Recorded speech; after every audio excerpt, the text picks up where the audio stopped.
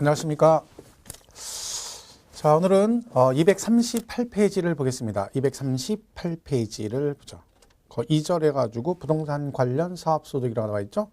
그 부분 보겠습니다. 지금 우리 뭘 배우고 있냐면 그 국세 파트의 종합소득세 파트를 보고 있습니다. 그 종합소득세 파트가 문제가 한 문제가 출제가 됩니다. 그래서 계속 나왔었는데 최근에 이제 안 나온 적이 있지만 거의 뭐 매년 한 문제가 출제가 된다라고 생각하시면 됩니다. 근데 그동안의 문제가 거의 똑같은 문제가 그죠? 계속해서 반복해서 나왔기 때문에 뭐 그런 거 위주로 여러분이 정리를 잘 하시면 됩니다. 그래서 보시면 2절에 1번에 부동산 임대업이라고 돼 있죠. 자, 시험에 거의 대부분 나왔던 게 그 임대업입니다.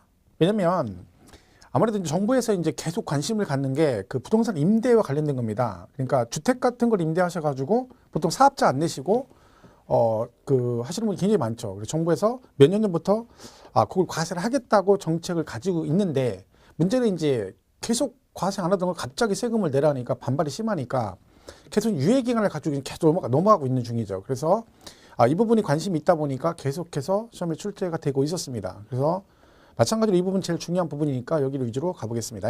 자, 1번에 부동산 임대업의 개념 나와 있고요. 이제 2번에 부동산 임대업의 범위라고 되어 있습니다. 범위란 말은 다른 걸로 얘기하면 과세 대상이죠. 그러니까 무엇을 임대했을 때 세금을 낼 것이냐 그런 얘기다. 첫 번째 뭐라고 되어 있냐면 부동산 또는 부동산상의 권리의 대여로 인하여 발생하는 소득 이렇게 돼 있죠. 그러니까 부동산을 임대하면 당연히 세금을 내시는 거고 그거 말고 또 부동산상의 권리를 대여했을 때도 걔도 임대소득 과세 대상이 된다 그런 뜻입니다. 자, 그래서 거기 보시면 1번에 부동산 또는 부동산상의 권리의 대여라고 돼 있고 근데 거기서 이제 보시면 뭘 기억하셔야 되냐면 그 토지 건물 보시죠. 토지와 건물을 대여하고 얻은 소득과 전세권, 임차권 등 부동산상의 권리의 대여로 인하여 발생하는 소득을 말한다. 저거는 그냥 읽으시면 되고요. 거기서 주시할 것은 그 바로 밑에 줄에 중간에 보면 부동산상의 권리에는 지역권, 지상권을 포함하지 아니한다. 있죠? 그걸 기억하셔야 됩니다. 그러니까 이 지문이 언급이 되면 지역권, 지상권도 과세 대상이다. 그럼 땡 틀린 거라는 거죠. 그 지역권하고 지상권은 뭐다? 임대소득 대상이 아니다. 이걸 기억하셔야 되는 거죠. 그래서 그걸 잘 기억하시면 됩니다. 다음 보충학수 보시면 기타 부동산 관련 임대사업소득 범위라고 되어 있죠. 기타. 자, 1번 자기 소유 부동산을 타인의 담보물로 사용하게 하고 그 사용 대가를 받는 것은 부동산상의 권리의 대여로 인하여 발생하는 소득으로 본다. 뭔 얘기예요? 그러니까 여러분이 건물 하나 가지고 있는데 친구가 돈을 빌리는데 은행에서 그러니까 어떻게 한다는 겨?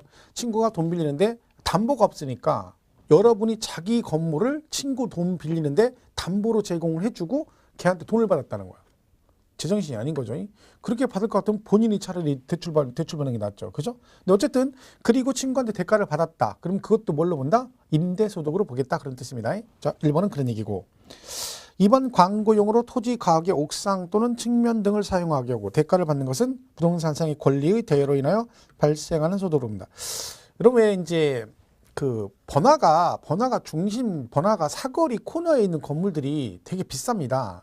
그 비싼 이유가 당연히 사람들이 많이 다니고 하니까 그런 것도 있지만 그게 부수입이 또 있습니다. 뭐 사람들이 많이 다다 보니까 밀집돼 있다 보니까 뭐예요? 거기에 광고판이나 광고탑 같은 거 설치하죠. 우리 광화문 이런 데 가면은 그 옥상에 그죠? 광고탑 같은 거 설치돼 있고 벽면에 판 같은 거 설치하는 거 있죠. 이런 것들이 전부 다 그 건물주한테 돈을 주고 그죠? 하는 겁니다. 그럼 건물주 입장에서 볼 때는 걔는 부수입이죠. 그죠? 왜? 자기 옥상 노는데 거기다가 탑 설치하고 돈을 받으니까. 근데 그것도 뭘로 본다? 그쵸? 임대소득으로 보겠다는 뜻이죠. 그러니까 본인이 건물을 가지고 있는데 그 광고탑이나 광고판을 설치하게 하고 돈을 받으면 걔도 임대소득에 들어간다. 이게 생각보다 굉장히 비쌉니다. 그죠? 제 예상으로는 광화문 서울 같은데 충무로나 이런 데 사거리 코너에 있는 데 같은 데 하나 설치하면 1년에 몇 억 이상 줘야 될 거예요. 그죠? 왜? 광고효과가 크니까. TV 광고 몇 초, 30초 하는데도 어마어마한 돈이 들어가니까 그거는 광고효과가 더 크죠. 그래서 꽤 생각보다 많은 돈을 받게 됩니다. 근데 그것도 뭘 내야 된다? 그렇죠. 임대소득이 포함돼서 세금을 내셔야 된다. 그런 뜻이죠. 자, 그 다음에 3번 부동산 매매업 또는 건설업자가 판매 목적으로 취득한 토지 등의 부동산을 일시적으로 대여하고 얻는 소득은 부동산 사업소득, 즉 임대업으로 본다. 이게 뭔 얘기냐면 이 사람이 매매나 건설업을 하는 사람이 부동산을 판매 목적으로 취득했는데 일시적으로 대여한대. 자, 여러분이 부동산 사가지고 판매하려고 그랬는데 그 목적으로 샀는데 얘가 안 팔려. 그래서 어떻게 해요? 세를 준 거예요, 잠깐. 왜 그런 거 있잖아요. 건물 같은 데 보면 뭐 그 비어있는 상가 1층에다 뭐 창고 대방출 땡처리업자한테 뭐 몇 달간 빌려주고 그런 거 있죠? 일시적으로. 그리고 돈 받잖아. 그죠? 그것도 뭐에 들어간다? 그렇죠. 임대소득에 들어간다. 뜻이고요. 그 다음에 뭐 4번은 됐고요. 5번 묘지를 개발하여 분묘교지권을 설정하고 분묘 설치자로부터 지료 등을 받는 것은 부동산 임대업 소득에 해당한다. 그러니까 묘자리를 만들어서 묘자리를 파는 게 아니에요. 땅을 사가지고 묘지를 만들어서 걔를 팔면 걔는 뭐예요? 매매업이에요. 그 얘는 뭐예요? 땅을 사서 묘를 만들고 거기다가 다른 사람이 묘를 설치하게 하고 뭘 받아? 지료를 받는다. 돈 받는다는 건 세 주는 거죠. 한마디로 세. 그죠? 그럼 걔도 뭐에 들어간다? 그죠? 임대업 소득에 들어간다. 그런 얘기죠. 그럼 공업묘지 같은 거 보시면 요즘에 공업묘지 많잖아요. 그러면 거기 들어갈 때 그게 세 들어가는 거예요? 아니면 내가 돈 주고 사가지고 들어가는 거예요? 그거 내가 사가지고 들어간 거 아니죠. 왜? 공업묘지는 내 거 같으면 계약 기간이 뭐가 필요 있습니까? 그죠? 근데 보통 계약을 하죠. 한 번 할 때 뭐 15년 해가지고 뭐 3번 연장 가능하다 해서 60년. 지나면 이장해야 됩니다. 그죠? 내 거면 상관없는 거, 내 게 아닌 거죠.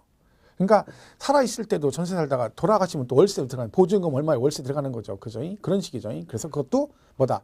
세 들어가는 거니까. 그죠? 임대 들어가는 거죠. 그럼 거기서 걔네가 지료 받는 것은 뭐다? 임대소득에 들어간다. 뭐 그런 뜻입니다. 이 부동산 임대업의 범위는 시험에 나오긴 했었습니다. 왜냐면 이 부분이 시험에 계속 나오다 보니까 보시면 알겠지만 내용이 별로 없거든요. 그럼 낼 게 없는 거예요, 문제가. 이것도 나온 적이 있죠. 중요해서 나온 게 아니라 낼 게 없어 나온 거예요, 낼 게. 그러니까 임대업에 관련된 내용은 전체적으로 다 시험에 몇 번씩 나왔다는 얘기죠. 근데 이거는 자주 나오는 내용은 아닙니다. 그죠? 왜? 뒤에 있는 비과세가 가장 많이 출제가 되니까 그거 위주로 좀 더 집중적으로 공부를 하시면 되고요. 자, 오른쪽 이제 양가로 이번에 공장재단 또는 광업재단의 대여로 인하여 발생하는 소득. 자, 재단이란 말 나왔죠? 공장재단, 광업재단. 그럼 재단은 통으로 임대한다. 그런 뜻입니다. 그러니까 예를 들면 공장재단 그러면 뭐예요? 그 공장 안에 있는 건축물, 그 안에 있는 토지, 그 다음에 안에 있는 차량, 그 다음에 공장에 쓰는 기계장비 이걸 몽땅 한꺼번에 이걸 통으로 이걸 뭐라 그래? 재단 그래요. 그러니까 공장 재단 전체를 한꺼번에 임대하면 임대소득에 들어간다. 그럼 여기서 시험에 나올 수 있는 여지가 있는 건 뭐다? 그죠? 미니 강의를 보셔야 돼요. 미니 강의. 공장 재단인 공장 전부를 임대하는 경우는 부동산 임대소득에 해당하나 공장 재단과 분리하여 기계 등 설비를 대여하는 경우는 임대업의 소득으로 보지 않는다. 이게 무슨 얘기예요? 공장 재단 전체를 대여하면 임대소득인데 기계 장비만 별도로 임대하면 걔는 임대소득에 들어가지 않는다. 이런 뜻입니다. 그래서 거기 미니 강의. 그러니까 지금 대표적으로 예외에 해당되는 것들을 잘 기억을 하셔야 됩니다. 3번 채굴에 관한 권리의 대여로 인하여 발생한 소득. 채굴에 관한 권리라는 것은 이제 여러분 광산 채굴 권리 같은 걸 예를 들어 우리 광업권 같은 걸 말합니다. 그럼 만약 여러분이 석탄 광산 채굴할 수 있는 권리인 광업권을 가지고 있다. 그런데 돈이 없어.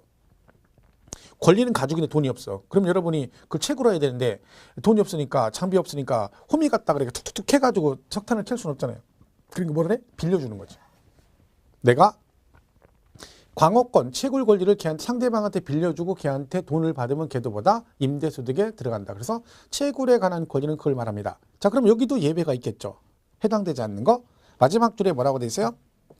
채굴에 관한 권리를 대여하고 덕대 또는 분덕대로부터 분철료를 받는 것은 제외한다. 그랬죠? 자, 뭔 얘기예요?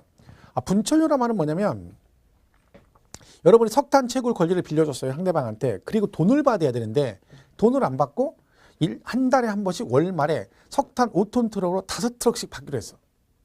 그럼 뭘로 받는 거야? 현금이 아니라 현물로 받는 거죠. 현물.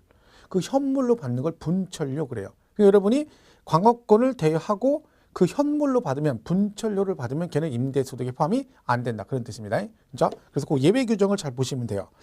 자, 어떤 분은 제가 쓸데없이 뭐 거기 덕대 나오고 분덕대 나오는데 그죠? 뭐 떡대 그래 떡대 그죠? 이거는 뭐 할 필요 없습니다. 덕대건 분덕대건 뭐 그게 중요해? 그게 중요한 게 아니죠. 분철료를 받는 것은 임대소득에 들어가니 안 들어가 이게 중요한 거지.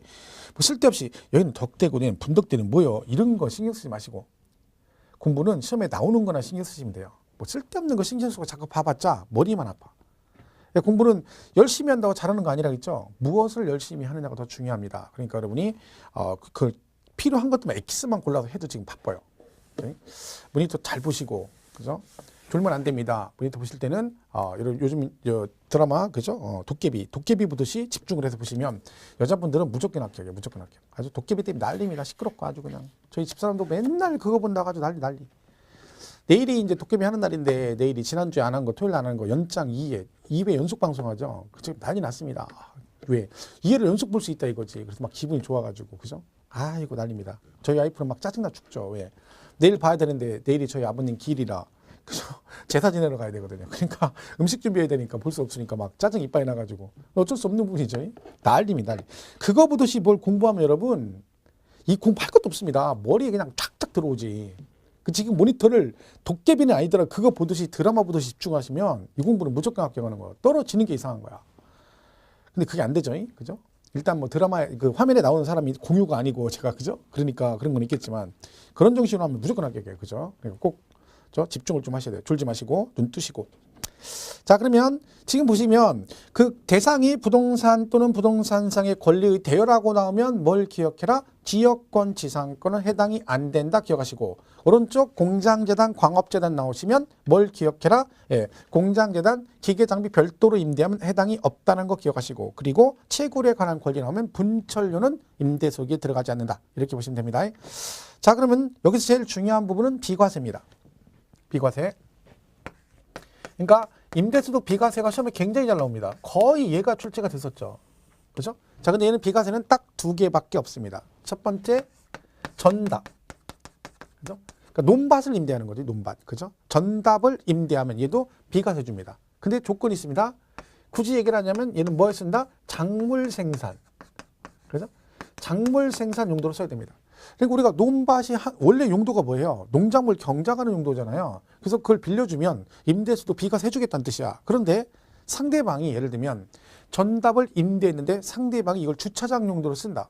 그러면 작물 생산 용도가 아닌 거죠. 그러면 걔는 임대수도 비과세가 된다 안 된다? 안 된다. 요거는 막 제목만 보시면 되고 주가 되는 건 이겁니다. 1주택. 그렇죠? 이걸 잘 기억하셔야 돼요.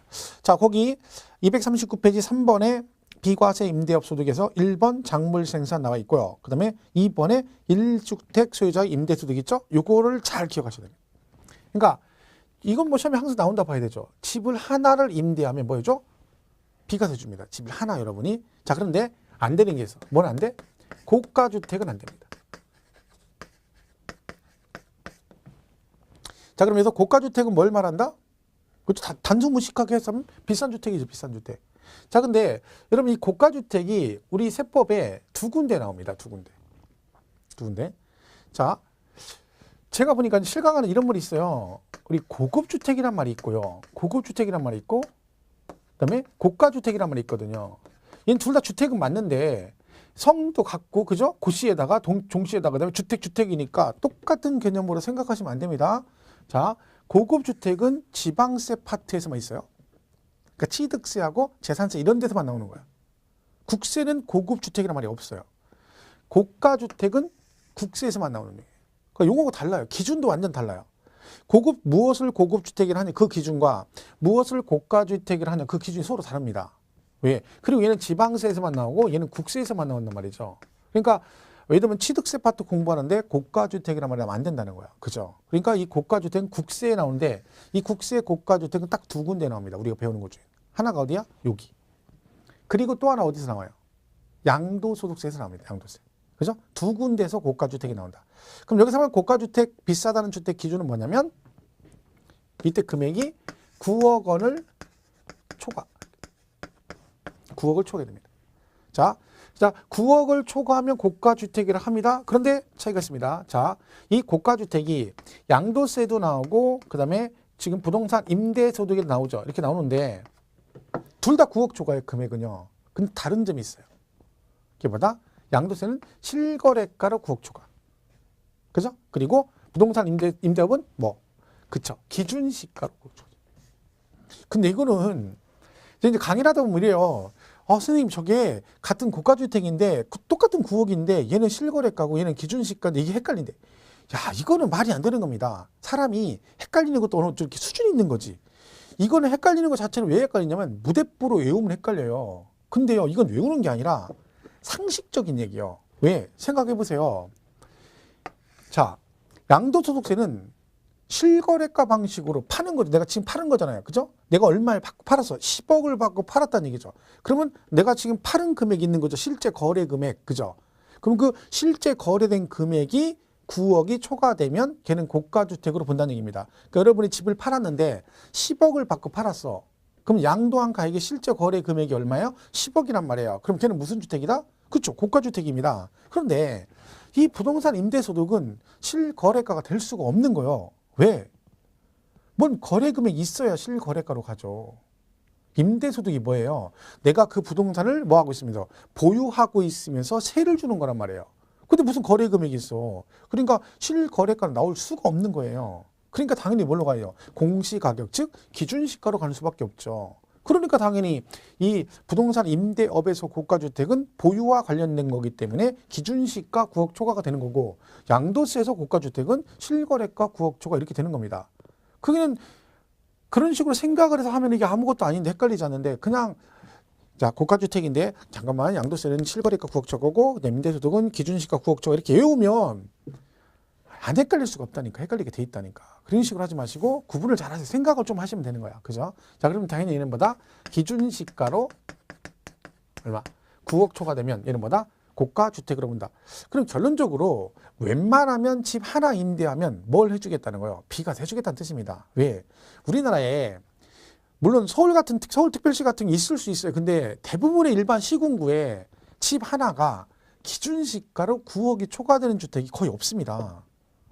잘 생각해봐. 지금 수업 들으시는 여러분도 잘 생각, 본인은 아닐 테고 본인 주변의 친구, 지인 중에 혹시 9억 넘는 아파트나 주택을, 단독주택을 갖고 있는지 잘 생각해보라고. 그것도 실거래가가 아니라 기준시가로 9억 초과되는 거 별로 많지 않습니다. 거의 없죠. 그럼 없는 게 맞아요. 왜? 유유상종이라 하잖아. 그냥 비슷비슷해. 실력 다 거기야. 그죠? 내가 만약에 아파트 30평 살잖아요. 그러면 내 친한 친구들도 거기야. 비슷비슷하게 살아. 거의 왜? 비슷한 끼리 만나게 돼 있거든요. 그러니까 이거는 웬만하면 하나는 비과세를 해주겠다는 뜻입니다. 그래서 여기서 고가주택은 기준시가로 9억 초과하는 주택을 말한다. 이렇게 기억하시면 되는 거죠. 자, 그러면 집을 하나만 비과세 줍니다. 근데 예외가 있습니다. 뭐 집이 하나가 아니라 두 채 이상인데도, 즉 다주택일 때도 비과세 해주는 경우도 있다. 자, 그게 뭐다? 연간 주택 임대소득이 2천만 원 이하일 때. 이게 뭔 얘기예요? 여러분이 집을 세 채를 임대하는데 한 채 50만 원씩 받아요. 50만 원씩. 월세를. 그러면 세 채면 한 달에 150만 원이죠? 1년 얼마야? 1,800만 원이잖아. 그러면 얘가 얼마가 안 돼? 2천만 원 이하죠? 그럼 얘는 뭐 해줘? 비과세 줍니다. 그러니까 1주택자가 원래 비과세인데 다주택자도 뭐가 있다? 이 다주택자도 얼마? 연간 임대소득이 2천만 원 이하면 뭐 해주겠다? 비과세를 해준다. 자, 일단 교재를 한번 보겠습니다. 239페이지. 그 3번에 양가로 2번. 1주택 수요자 임대소득. 그래서 한 개의 주택을 소유한 자의 주택 임대소득. 하나라겠죠? 다만 고가주택 그랬죠. 이때 고가주택 및 국외 소재 주택의 임대소득은 제외한다. 자, 그때 고가주택 가로 안에 뭐라고 되어 있습니까? 과세기간 종료일 또는 해당 주택 양돌 현재 기준시가가 9억을 초과하는 주택. 뭐가요? 기준시가가 9억 초과돼. 그리고 국외 소재 주택은 제외한다. 외국에 있는 집을 임대하면 걔는 비과세 해준다는, 안 해줍니다. 우리나라 것만 해줘. 그러니까 외국의 주택은 숫자 관계없이 무조건 세금을 내셔야 되는 거고, 우리나라의 1주택인데 걔가 9억 이하 초과하지 않을 때, 그때만 뭐가 된다? 비과세가 된다. 참고로 3번 연간 총 수익 금액이 2천만 원 이하 다주택자의 주택임대소득. 그렇죠? 자, 보세요. 해당 과세 기간에 대통령령으로 정하는 총 수익 금액 합계액이 2천만 원 이하인 자의 주택임대소득은 뭔다? 비과세 해준다 그랬죠. 근데 그 가로 안에 그 수정을 해주시기 바랍니다. 나중에 종업표가 나올 건데 2016년 12월 31일 이전이라고 돼 있죠. 그러니까 원래 이게 작년 말까지만 2년 해가지고 작년 말에 끝나는 거였어요. 근데 얘가 연장이 됐어요. 연장됐죠. 그래서 2년 연장됐어요. 그래서 2018년 12월 31일까지 연장이 돼 있습니다. 그러니까 원래 작년에 끝났으면 올해는 다주택자는 뭐요? 세금을 원래 과세를 하는 게 맞아요. 근데 이걸 2년 연장한 거죠. 2년 연장해서 통과가 됐습니다. 2018년도 12월 31일까지 되는 거죠. 그러니까 집이 여러 채이신 분들은 뭐야? 연간 임대수득 2천 이하면 언제까지는? 2018년도까지는 세금 안 낸다. 그런 얘기죠. 그래서 거기 16년으로 돼 있는 거 18년으로 고쳐주시고요. 지금 고치세요. 지금 이따가 나중에 인터 1시간 끝나고 있다가 이거 본 다음에 쉬는 잠깐 쉴 때 고친다. 그런 얘기 하지 마세요. 바로 고쳐. 지금 쓸데없는 거 하지 말고요. 제가 그 종업표 같은 거 나와서 이제 강의할 때 이렇게 나눠주잖아요. 그러면 그걸 얼른 고쳐야 되는데 그걸 안 고치고 책 사이에 끼워 넣는 거야. 무슨 책갈피인 줄 알아. 그 책갈피 아니에요. 바로바로 고쳐야 돼. 나중에 하겠지. 그런 거 하지 마시고. 나중에 언제 나중에 소용없다니까. 그죠? 그럼 고치시고 아직도 안 고치면 빨리 고치세요. 자, 18년 됐고요. 넘어가시면 자, 그럼 이제 보충학습에 중요한 얘기 나옵니다. 자, 그러면 얘는 집이 하나일 때가 비과세가 되는 거잖아요. 그죠? 그러면 주택 수가 중요한 거예요. 얘가 몇 주택이냐 숫자 계산하는 게 되게 중요하죠. 그래서 그 숫자 계산하는 게 나옵니다. 자, 볼게요. 자, 여기 있어. 여기 집이 있어요. 자, 만약에 여러분이 다가구 주택이다, 이게. 여러분, 다가구 주택은 보통 우리가 원투룸을 말합니다. 방이 여러 개죠. 보통 우리가 집을 임대한다 치면 보통 원투룸 임대하는 거잖아요. 근데 이 다가구는 방은 여러 개죠. 그런데 이 다가구 주택은 뭘로 본다? 당연히 하나 임대하면 방은 여러 개지만 소유권이 한 명으로 돼 있기 때문에 몇 주택으로 본다? 그렇죠. 1주택으로 봅니다. 그러니까 여러분이 만약에 원룸 하나 임대하고 있다. 그러면 걔는 뭐예요? 방이 여러 개여도 소유권이 한 명한테 돼 있기 때문에 뭐 해주겠다? 비과세를 해주겠다는 뜻이죠. 물론 구분 등기돼 있으면 안 됩니다. 그 각각 구분 등기돼 있으면 당연히 비과세가 안 되는 거죠. 왜? 구분 등기되면 각각 주택이니까 방이 10개면 10주택이 돼버리는 거죠. 그죠? 자, 그 다음에 이거를 가불이 공유하고 있다. 그럴 수 있죠. 공동소유를 하고 있어요. 자, 이때는 어떻게 하냐면 이때는 누구 주택을 하냐? 지분이 제일 많은 사람. 이 사람 주택으로 봅니다. 이게 되면 갑을이 공동소유인데 얘가 6대 4 이렇게 돼 있다. 그죠? 그럼 얘는 누구 주택으로 본다? 그죠? 갑의 주택으로 본다. 그럼 얘는 공동명이 돼 있어도 을은 숫자에 안 들어가는 거죠. 그러면 갑의 주택으로 보겠다 그런 뜻입니다. 그래서 이게 지분이 가장 많은 사람. 자, 근데 보통은 우리가 보통 이제 공동명의 같은 거 할 때는 지분 표시를 안 하죠. 그냥 이름만 올리잖아요. 누구누구 왜 1인, 2인 이렇게 하잖아요. 그러니까 얘네 둘이 만약에 지분 표시를 안 하면 우리 법은 무조건 똑같은 걸로 봐요. 똑같은 걸로. 그럼 이거 5대 5야. 5대 5. 그럼 5대 5로 됐으면 어떻게 되냐? 이때는 각각. 그래서 각각 1주택을 소유한 걸로 봅니다. 그러면 갑도 1주택 소유한 걸로 보고 을도 1주택을 소유한 걸로 보겠다. 그죠? 그런데 여긴 예외가 있습니다. 지분이 가장 큰 자가 2명 이상의 경우로서 얘들이 협의해서 여기서 나온 소득을 나눠 갖지 않고 한 명의 소득으로 기속을 시키기로 협의가 됐다. 그러니까 뭔 얘기 한마디로 돈 여기서 한 달에 월세가 400 나와요. 400. 그죠? 근데 이거를 둘이 5대 5니까 200 이렇게 나눠 갖지 않고 400만 원 전체를 전부 다 갑의 소득으로 하기로 둘이 협의를 했다. 그런 얘기지. 그러면 이 을은 가져가는 돈이 하나도 없는 거죠. 그럼 이때는 어떻게 한다? 이때는 5대 5이어도 누구 주택으로 본다? 그죠? 그 소득이 기속되는 자. 그 누구? 갑의 주택으로 보겠다. 자, 정리하면 공동수일 때는 지분이 가장 큰 자의 주택으로 보고 지분이 가장 큰 자가 2명 이상이면 각각 그 주택을 소유한 걸로 보되 지분이 가장 큰 자가 2명 이상인 경우로서 이들이 협의해서 그 소득을 한 명의 소득으로 기속을 시키기로 협의가 되면 그 주택은 누구 주택으로 본다? 그 소득이 기속되는 자의 주택으로 본다. 그렇죠? 이렇게 보시면 됩니다. 자, 그리고 자, 이럴 수 있죠. 자, 부부 공동명의예요. 그죠? 자, 지분이 공동명인데 뭐? 부부가 공동으로 돼 있다. 이러면 어떻게 되냐? 부부 공동. 자, 이때는 어떻게 하냐?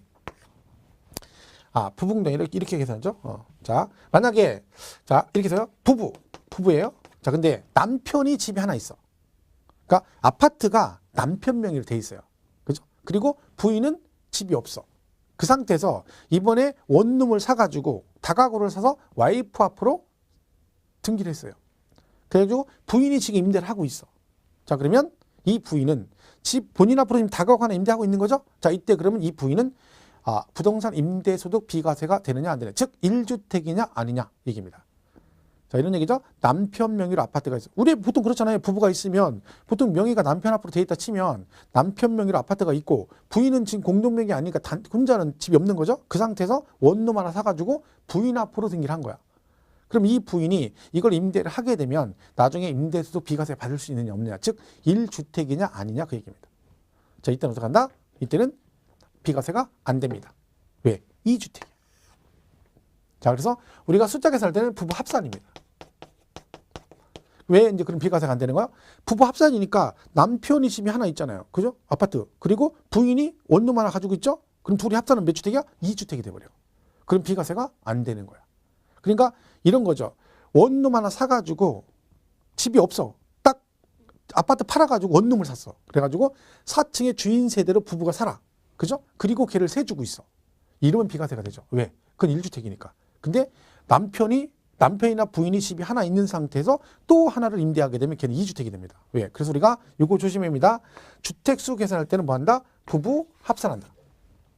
자, 근데 제가 이제 강의할 때 그랬습니다. 우리 세법은 부부지간의 금슬이 아무리 좋아도 둘이 합산 안 합니다, 원래. 그죠? 그러니까 예를 들면 여러분 직장 다니면 맞벌이 하잖아요. 그럼 맞벌이 하면 남편도 소득이 있고 부인도 소득이 있단 말이에요. 근데 둘이 부부지간에서 종합소득세 낼 때 둘이 합산합니까? 안 합니까? 안 하죠. 왜? 각각이에요. 우리 세법은 개인별 합산이에요. 그런데 얘가 예외적이에요. 이것만 예외로 부부 합산이에요. 근데 이건 소득을 합산하는 게 아니죠. 뭘 합산하는 거야? 그쵸. 숫자 계산할 때. 그러니까 주택 비과세 숫자 계산할 때는 부부 합산해서 계산한다. 그럼 만약에요. 남편이 직장 다녀서 소득이 있고요. 부인이 지금 뭐요? 원룸 하나 사서 임대소득 발생했죠? 그럼 나중에 세금을 내잖아요. 그럼 이때 그럼 부인의 임대소득과 남편의 직장에서 발생 소득이 두 개 합산하나요? 아니죠. 왜? 소득은 각자 계산하는 거야. 그럼 얘는 뭐만 말하는 거야? 와이프가 이 원룸 임대했을 때 비과세 받을 수 있느냐 없느냐. 그래서 숫자 계산할 때는 어떻게 한다? 부부 합산해서 숫자를 계산해서 비과세 여부를 판단한다. 그래서 정리하시면 됩니다. 자, 그래서 이 숫자 계산은 이거 뭐 처음에 나왔다 그러면 항상 따라 나오는 겁니다. 그렇죠? 자, 다가구는 1주택으로 본다. 근데 구분 등기돼 있으면 각각으로 보고 공동 소유면 지분이 가장 큰 자의 주택으로 보고 지분이 가장 큰 자가 2명 이상이면 각각으로 보고 근데 이들이 협의해서 이 소득을 한 명의 소득으로 기속을 시키기로 협의가 되면 그 소득이 기속되는 자의 주택으로 보고 그리고 숫자 계산을 또 어떻게 한다? 부부 합산해서 계산한다. 이렇게 보시면 됩니다. 자, 그래서 240페이지 보충학습 있죠? 비과세 주택 임대소득의 주택수 계산이라고 되어 있죠. 자, 보겠습니다. 동그라미 1번. 다가구 주택은 뭐라고 되어 있습니까? 한 개의 주택으로 보되 구분 등기된 경우는 각각을 한 개의 주택으로 계산한다. 그렇죠? 2번. 공동소유 주택은 지분이 가장 큰 자의 소유로 계산하되 지분이 가장 큰 자가 2인 이상인 경우에는 각각의 소유로 계산한다. 다만 지분이 가장 큰 자가 2명 이상인 경우로서 그들이 합의하여 그들 중 1인을 당해주택의 임대 수입의 기속자로 정한 경우는 그의 소유로 계산한다. 지금 설명한 거니까 뭔 얘기인지 알고 있는 거죠? 그죠? 끄떡끄떡 하고 계신 거죠? 졸지 마시고요. 자, 3번. 임차 또는 전세받은 주택을 전대하거나 전전세하는 경우는 당해 임차 또는 전세받은 주택을 임차인 또는 전세받은 자의 주택으로 계산한다. 자, 만약 이런 거죠. 여러분이 전세를 들어갔어요. 그래가지고 다시 그걸 전전세를 했다는 거야. 그러면 그 전전세한 주택 있죠? 그걸 나중에 임대소득 계산할 때 그 주택은 누구 주택으로 본다? 전세 받은 자의 주택으로 계산한다. 그러니까 제가 전세를 들어가서 다시 전전세를 주게 되면 세금 낼 때 그 전전세 준 주택은 누구 주택으로 봐? 원주인이 아니라 누구? 전세 받은 자, 저죠. 왜? 제가 다시 전전세 준 거잖아. 그죠? 숫자는 내 걸로 본다는 거죠. 자, 그래서 그런 얘기입니다. 4번. 본인과 배우자가 각각 주택을 소유하는 경우는 어떻게 한다? 이를 합산한다. 지금 한 얘기죠? 그거 잘 보시면 됩니다.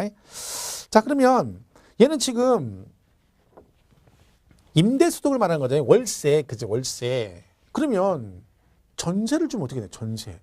그죠? 월세가 아니라 전세를 줘요. 그러면 전세는 월세가 없죠. 왜? 전세 보증금을 받으니까. 그러면 상가 같은 건 여러분, 상가는 월세를 받건 전세를 받건 다 세금을 내야 됩니다. 근데 주택은요, 월세는 과세를 했는데 전세 보증금은 과세를 안 했었거든요. 이게 좀 형평성이 안 맞죠. 그래서 얘도 그 전세 보증금에 대해서도 과세를 합니다. 대신 이 보증금 과세는 대신 얘는 뭐다? 3주택 이상. 그러니까 여러분 전세를 줬는데 3주택 이상 전세를 주었을 때만 과세를 합니다. 그러니까 만약에 집이 2채예요. 근데 2채만 전세 줬어. 그럼 걔는 과세를 안 하는 거죠. 그러니까 전세 준 주택이 3개 이상일 때만 뭐요? 세금 계산합니다. 3주택 이상일 때만. 그것도 보증금 합계액이 3억을 초과했을 때. 합계가 3억을 초과했을 때입니다. 그러니까 여러분이 만약에 집 3개를 전세 줬는데 1억 줬다. 그럼 얘는 과세 안 하는 거죠. 왜? 3억이 초과되었을 때. 그때 뭐에 대해서? 초과분. 그죠? 초과분만 과세가 됩니다. 그리고 예를 들면 만약에 여러분이 5억 전세가 3주택인데 전세는 5억이다. 그럼 어떻게 돼? 얘는 과세하겠죠? 왜? 3억 초과됐으니까. 그럼 얼마에 대해서? 전체가 아니라 3억 초과분인 2억 원에 대해서 과세합니다. 그럼 여기다가 60%를 곱해요. 그다음 여기다 법정 이자를 곱해요. 지금 1.8%인가 그렇습니다. 자, 그러면 이렇게 하면 이제 얼마가 나올 거 아니에요, 금액이. 그죠? 그럼 이거를 뭐 한다고요? 이게 임대료 아니죠. 그죠? 임대료 아니잖아. 근데 임대료로 뭐 한다?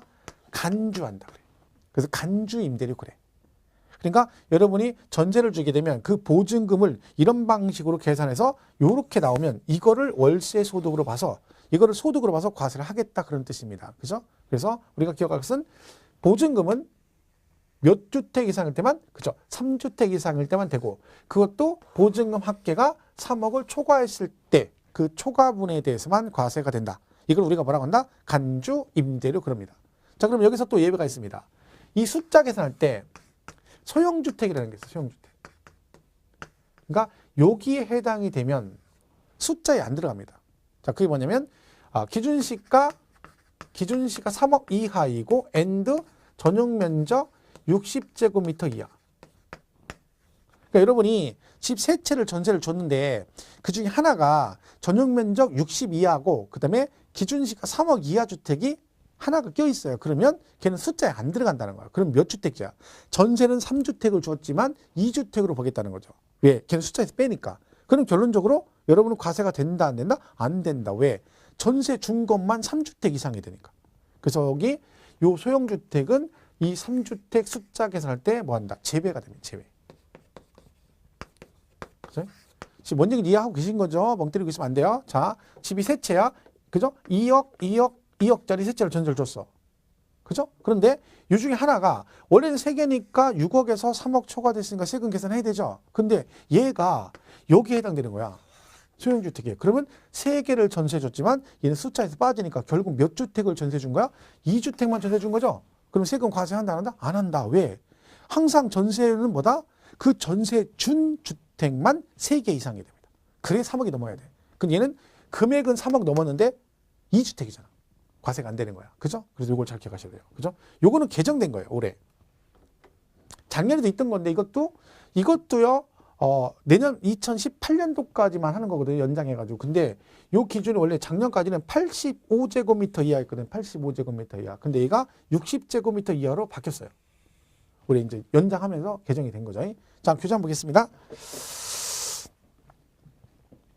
자, 241페이지. 아니, 240페이지 보면 맨 밑에 동그라미 2번에 간주 임대료라고 돼 있잖아요. 그죠? 그리고 오른쪽 241페이지 보시면 돼요. 거기 니은번. 241페이지 맨 위에 니은번. 자, 주택의 경우라고 돼 있죠? 자, 주택을 대여하고 보증금 등을 받은 경우는 3주택이라고 돼 있죠? 그러니까 보증금은 몇 주택 이상만 되는 거야? 3주택 이상만. 그리고 가로 안에 보세요. 주거 용도로만 쓰이는 면적이 1호 또는 1세대당 85제곱미터라고 돼 있죠? 자, 그거 수정해 주세요. 뭐라고요? 60제곱미터 이하. 85 아니고 60제곱미터 이하. 개정됐어요. 얘가 이제 교재 나오고 나서 그 이후에 개정이 됐기 때문에 그건 수정을 해주시기 바랍니다. 나중에 종업표가 아마 홈페이지에 올라갈 거니까 지금 고치세요. 많이 개정된 거 아니니까. 그죠? 몇 군데니까 차라리 지금 고치는 게 빠르죠. 그죠? 60제곱미터 이하. 그리고 기준시가 3억 이하인 주택은 거기 2016년이라고 돼 있죠? 걔도 뭘로 고쳐야 돼? 그죠? 2018년 이렇게 고치면 돼요. 그러니까 2018년도까지는 숫자의 계산, 그죠? 그러니까 여러분 내년도까지, 내년 말까지는 뭐 해주겠다? 그죠? 전세 보증 과세할 때 뭐 60제곱미터 이하이고 기준시가 3억 이하 주택이 껴있으면 걔는 보증금 과세를 안 하겠다. 그죠? 그런 얘기입니다. 잘 기억하면 되죠. 자, 그게 간주 임대료. 거기 잘 기억하셔야 돼요. 지금 말씀드린 거. 자, 그럼 예를 한번 들어볼게요. 잘 아시나 보기 위해서. 자, 만약에 집이 4채인데 2채는 월세, 2채는 전세. 자, 이때 그러면 이 전세 준 주택은 간주 임대료 계산을 세금 과세한다 안 한다? 월세는 당연히 과세하죠? 그럼 이 전세는 과세할까 안 할까요? 이렇게 하면 이제 이런 말이 있어요. 어떤 사람은 자 이거 과세를 안 합니다. 근데 이런 사람이 있어요. 집이 내 채니까 3주택 이상은 전세 보증금 과세한다고 했으니까 얘 주택이 내 채니까 당연히 과세를 해야지 라고 생각하시면 안 돼. 왜? 이게 문제가 아니라 전세 준 주택만 3주택 이상이 돼요. 그리고 얘는 지금 전세 준 건 2채밖에 안 되잖아요. 2채는 월세고. 그럼 얘는 과세한다 안 한다? 안 한다. 그럼 누구만? 이것만 과세하는 거야. 이런 게 다 시험에 나왔던 것들이에요. 그죠? 자, 얘네들은 기출문제 풀어보시면 웬만한 건 다 있습니다. 얘는 기출문제 몇 번 나온 건 풀면 문제 틀릴 게 없어. 왜? 낼 게 없어, 낼 게. 그죠? 그거만 잘 보시면 돼요. 자, 그래서 거기 잘 봐주시고. 나머지 됐습니다. 넘어가시면 되죠. 자, 거기까지 보시면 되고. 그 다음에 243페이지 가면 3절에 부동산 관련 사업 수록이 또 나오는데, 이거 뭐냐면요. 우리가 시험에 종합소득세 부분에 나올 수 있는 게 세 군데예요. 하나는 지금 우리 금방 배운 부동산 임대소득이고요. 두 번째가 부동산 매매. 그러니까 임대업, 매매업, 그 다음에 주택 신축 판매업. 이게 세 개예요. 나올 수 있는 게, 시험에 나올 수 있는 게. 근데 거의 10번 중에 9번 얘가 나왔어요. 그죠? 그럼 만약에 얘가 안 나오면 나올 수 있는 건 이거 두 개밖에 없어요. 그죠? 그러니까 우리 교재는 그 두 개를 실어놓은 거죠. 자, 그러니까 부동산 매매업과 뭐가 있다? 주택 신축 판매업이라 했던 거죠. 그죠? 주택 신축 판매업. 자, 근데요, 이 주택 신축 판매를 하게 되면, 이걸 하게 되면 얘는 뭘로 봐? 건설업으로 봅니다. 건설업. 그러니까 세금을 계산할 때 일반 부동산 매매라면 매매업으로 보는데, 주택을 신축해서 판매를 할 때는 뭐 한다? 건설업으로 봐주겠다. 세금 계산할 때. 그러니까 여러분이 구분할 건 뭐예요? 이런 경우는 매매업으로 본다. 이런 경우는 건설업으로 본다. 그 구분하는 걸 해야 돼요. 어떤 게 건설업이고 어느 게 매매업인지를 판단하는 그 구분을 꼭 하셔야 됩니다. 구분을. 자, 그럼 이걸 외워야 되는데, 자, 이건 간단합니다. 책 보고 외울 필요 없어요. 얘만 기억하면 돼. 뭐? 주택을 뭐 했다고요? 신축해서 팔면 건설업. 끝. 그러면 주택 신축 판매는 건설업이니까 주택 신축 판매가 아닌 건 다 뭐? 매매업. 그럼 돼요. 그죠? 그럼 간단하죠. 자, 요것만 잘 기억하시고 뭐라고요? 주택을 신축해서 팔면 건설업. 자, 물어보겠습니다. 자, 이러면 이렇게 나오죠? 주택을 매입해서 판매하면 건설업이다. OX. 주택을 매입해서 판매하면 건설업. 땡, 틀렸죠? 이거 보고 지금 또 막 고민하는 사람 문제가 있는 거예요. 금방 얘기해. 사람 말을 못 믿으면 안 되죠. 주택을 뭐라고? 신축을 건설업, 신축. 자, 주택을 매입해서 팔면 매입은 아니잖아요. 그럼 뭐요? 여기 안 되니까 뭐? 걔는 매매업이지. 무슨 말인지 알고 있는 거죠? 그러니까 주택을 신축해서. 자, 그 다음에 자, 1년이 그러면 상가를 신축해서 팔면. 상가를 신축해서 팔면 매매업. 또 건설업 그러지 말고. 왜? 주택 신축만 기라니까. 이것만 기억하니까. 상가 신축은 매매업이죠. 자, 1년에 한 동의 주택을 신축해서 팔면. 1년에 한 동의 주택을 신축해서 팔았대. 그것도 건설업. 왜? 한 동, 두 동은 상관없다는 거예요. 뭐만 하면? 주택만 신축해서 팔면 건설업. 됐죠? 자, 본인이 땅을 가지고 있어. 자기가 소유하던 토지 위에 여기다가 상가를 신축해서 이 토지를 같이 팔면 전체 다 뭘로 본다? 여기다 뭘 졌다고? 상가를 신축해서 토지랑 같이 팔면 얘는 건설업이다, 매매업이다. 매매업. 왜? 상가 신축. 자, 근데 본인이 소유하던 토지에 여기다가 주택을 신축해서 팔면 이 토지까지 뭘로 본다? 그렇죠. 건설업. 왜? 주택 신축. 그러니까 요것만 들어가면 건설업인 거죠. 대신 이 주택 신축은요. 자, 얘를 건설업으로 본다는 얘기는 혜택을 주는 거예요. 그러니까 세금이 더 덜 나와요. 그러니까 이 토지는 무제한으로 해주진 않아요. 무제한. 왜? 무제한 해주면 막 10,000평에다가 주택 하나 딸랑 쳐놓고 팔면 나중에 이 토지 전체 건설업 그러면 안 되니까 우리 양도세, 비과세 이제 나중에 배우면 양도세 배울 때 도시지역은 주택 정착 면적의 5배, 밖은 10배까지만 뭔다. 비과세 해준다. 그런 규정이 있어요. 얘도 똑같이 가요. 도시지역 안은 이 정착 면적의 5배, 밖은 10배까지만 건설업으로 봅니다. 그리고 그 넘어가는 토지는 초과되는 토지는 뭘로 본다? 그거는 매매업으로 본다. 이렇게 보시면 되는 거죠. 자, 그러면 내가 주택을 신축하지 않고 건설업자한테 도급을 주어서 주택을 신축해서 팔면 걔는 뭐다? 여러분이 직접 못 짓잖아요. 그러니까 어떻게 해? A라는 건설회사 맡겨가지고 걔네가 주택을 신축 예정을 팔았어. 그럼 걔는 뭐다? 주택 신축 건설업. 자, 여러분이 주택을 신축했는데 안 팔려가지고 잠깐 세줬다 팔았어. 주택을 신축했는데 안 팔려. 그래서 잠깐 세줬다가 팔았어. 그런 게 뭐예요? 건설업. 왜? 아, 주택 신축. 그냥 이렇게 생각하면 돼요. 무조건 주택 신축 이게 들어가면 한 동을 신축하든 두 동을 신축하든 관계없고 네가 짓든 내가 짓든 관계없고 그죠? 무조건 뭐다? 주택 신축 판매라고 들어가면 뭐다? 건설업이다. 그거 아닌 건 뭐다? 매매업이다. 이렇게 하라니까. 자, 정리하면 주택을 신축해서 팔면 건설업, 주택을 매입해서 팔면 매매업, 상가를 신축해서 팔면 매매업. 그죠? 자기가 소유하던 토지에 주택을 신축해서 팔면 토지까지 뭘로 봐? 건설업. 대신 도시지역은 5배, 밖은 10배까지만 건설업. 본인이 소유하던 토지에 상가를 신축해서 같이 팔면 전체 다 매매업. 한 동의 주택을 신축해서 팔아도 주택 신축이니까 건설업. 건설업자한테 도급을 주어 주택을 신축 판매해도 건설업. 주택을 신축했는데 안 팔려서 잠깐 세줬다 팔아도 건설업.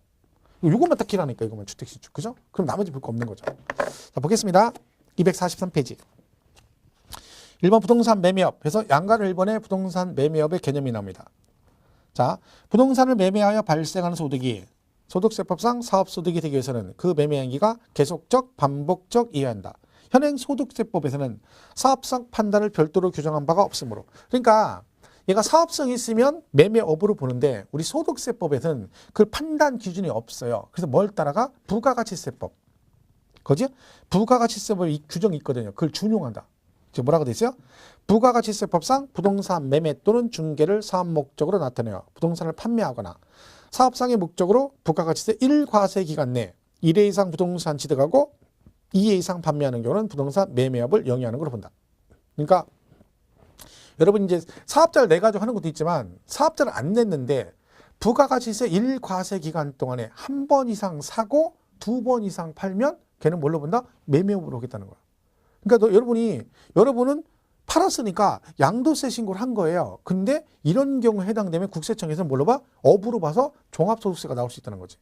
왜? 대신 조건이 뭐예요? 한 번 이상 사고 2번 이상 팔았을 때. 그때는 뭔다? 여러분 양도세 신고하더라도 국세청이 이걸 뭘로 본다? 매매업으로 볼 수 있다. 그런 뜻입니다. 자, 2번 부동산 매매업의 범위라고 돼 있죠. 자, 밑에 박스 보시면 돼요. 1번 자기 소유 토지에 뭘 했대? 상가를 신축했대. 주택 신축 아니죠? 상가 신축이니까 뭐요? 그렇죠. 매매업이고. 2번 토지를 개발하여 주택지, 공업단지, 상가, 묘지 등으로 분할 판매하는 경우. 여러분 땅을 사가지고요. 땅을 해서 나라시작업 싹 해가지고 칼질해가지고 여기는 상가용지, 여기는 상업용지, 여기는 주택용지, 여기는 묘지하고 땅을 팔아. 땅을 파는 거죠. 토지 자체를 파는 거잖아. 주택 파는 거 아니죠? 토지를 판매하는 거니까 걔는 뭐야? 매매업이죠. 그렇죠? 3번은 됐고요. 4번 신축 판매가 아닌 기존 주택을 매입해서 판매하는 것은 뭐다? 매매업이다. 그죠? 기존 주택 매입해서 판매하면 매매업. 신축 판매만 건설업. 그죠? 이렇게 되죠. 자, 거기만 딱 보시면 돼요. 이거는. 그죠? 넘어가시고 245페이지 2번에 주택 신축 판매업 건설업 나오죠? 그 범위 나오죠? 걔도 박스만 보세요. 그 박스. 자, 1번 한동의 주택을 신축해서 판매해도 건설업이고 2번 내가 안 짓고 건설업자한테 도급을 주어 주택을 신축 판매해도 건설업. 그렇죠? 3번 종전부터 소유하던 자기 토지에 주택을 신축해서 주택과 함께 토지를 판매하면 전체 다 뭘로 본다? 건설업. 다만 토지 면적이 주택이 정착된 면적의 5배, 도시적 밖의 토지는 10배를 초과하는 부분에 대해서는 건설업으로 보지 아니한다. 그러니까 5배, 10배까지만 본다. 지금 다 설명한 얘기죠. 그다음에 4번 시공중인 주택을 양도하는 경우는 그 주택의 시공 정도가 건축법에 의한 건축물에 해당하는 데는 건설업으로 본다. 그러니까 지금 짓고 있는 중이에요. 아직 완공이 안 됐어. 그런데 건축법상 걔가 건축물로 인정이 되면 시공 중이어도 뭘로 보겠다? 주택 신축 판매업 즉 건설업으로 봐주겠다. 그런 얘기고요. 5번 신축한 주택이 판매가 안 돼서 판매될 때까지 일시적으로 일부 또는 전부를 임대한 후 판매해도 그래도 뭘로 본다? 그죠? 건설업이다. 그래서 하여튼 머릿속에 주택 신축 들어가면 다 뭐다? 건설업이다. 요것만 딱 기억하시면 돼요. 없으면 매매업. 요렇게 정리하시면 됩니다. 그래서 전체적으로 부동산 임대업 따로 정리하시고 매매업과 주택 신축 판매업은 두 개 묶어서 그냥 주택 신축 판매 그러면 건설업, 아닌 건 매매업. 이렇게만 정리하면 뭐 특별하게 틀릴 일 없습니다. 나머지 읽지 마시고. 그 겸용주택 나오는 거 보지 마세요. 머리 아파 그거. 잘 나오는 얘기도 아니고. 자, 이렇게 해서 종합소득세 부분 정리하시고, 이따가 다음 시간에 그 양도소득세, 중요한 양도소득세부터 이어서 가도록 하겠습니다.